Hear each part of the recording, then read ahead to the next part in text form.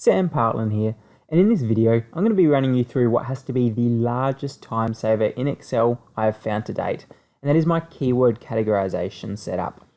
So this setup allows me to categorize keywords in bulk and be able to most efficiently put them in their different categories, their different buckets, be able to specify certain intents behind the keywords. And like I said, best of all, it does it in bulk. You're not manually going through keywords. You don't have to constantly update anything because this formula can just constantly run. You can constantly refresh it if you choose to do so. There's no more making sure you're copying categories wherever you put the keywords. This formula will just do it all for you. So I'm going to jump straight into it so you can get a better understanding of it. So here's a nice basic setup of it. This is just for the categorizer. Now, with my other spreadsheets, I normally have the categorization built into the raw file, but this one allows you just to categorize your keywords separately. So I've just got a little selection of keywords here, 20 to be exact. And at the moment, they're all just set up as generic, as you can see. So I've got 3 different types of categories here, and they're just all being categorized as generic. Now, on the right-hand side here, you can see the 3 category type setups. So what the formula I've got here is going to do, it's going to find this. When it finds this, it gives this category. Now, if it can't find a match in this column, it's going to use the text here. So it's going to use the not found text, which is generic. So if I update this as other text and press enter, it's just going to change all that column's categories to the default of other text. I'll just put that back because I only ever use generic.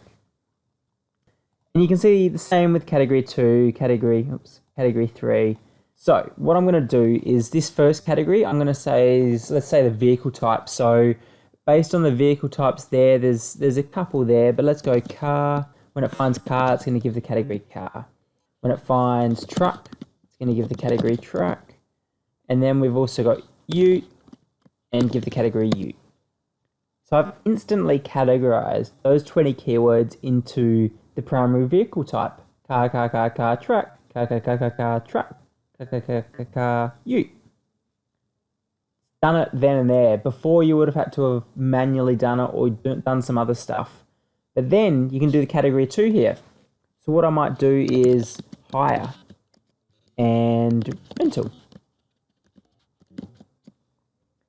Instantly categorize them versus hire and rental.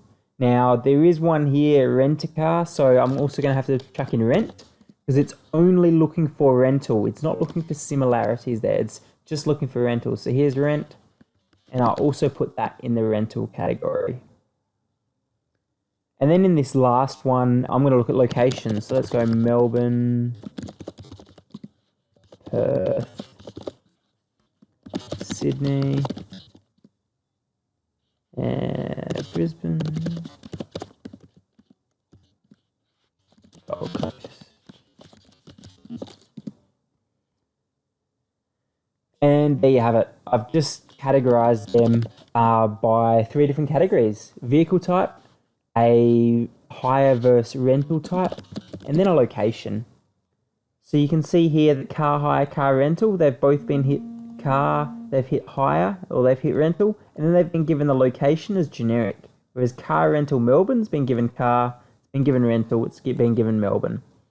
And so you could include the word cheap here if you wanted to. You could include the word discounts. You can really include whatever you want to look for and go as deep as you want to look for.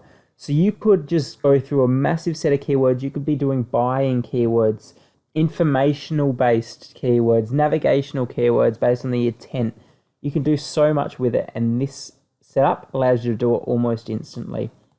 So looking at the formula here, it isn't lookup formula, but don't ask me how it works because I don't have a clue. I found it on the internet a few years ago for something completely unrelated to SEO, and I haven't seen anyone else doing this for SEO. Basically, it works, so we'll just go with that. It does work from the bottom up, and it will stop when it finds the first category. So if you have ute, it'll give the category ute. But if you had above ute, say cheap ute, it won't give the category cheap ute. it'll give the category ute because it will find ute first. So what you'd have to do is put cheap ute below ute like this.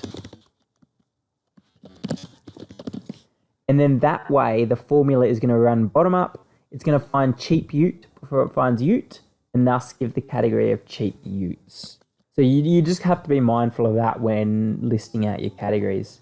But I hope this saves as much time for you as it has for me. Feel free to leave a comment below with any questions and I'll try my best to help you out with them. Thanks guys.